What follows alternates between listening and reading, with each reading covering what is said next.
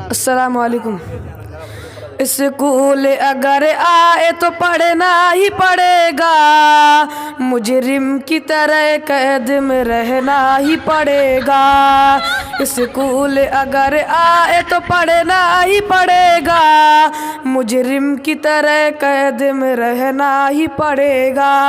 असबाक सुनाने में अगर कोई कमी है, असबाक सुनाने में अगर कोई कमी है, उस्ताद का डंडा हमें सहना ही पड़ेगा, उस्ताद का डंडा हमें सहना ही पड़ेगा।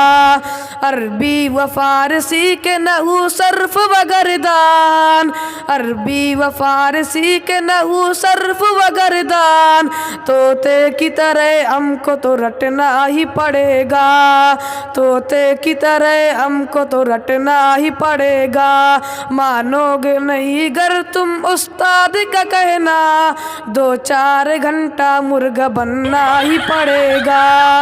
ये सोच सोच के दिल नादान है कहता, ये सोच सोच के दिल नादान है कहता, अरे यार मुंबई हमें चलना ही पड़ेगा। अस्सलाम वालेकुम।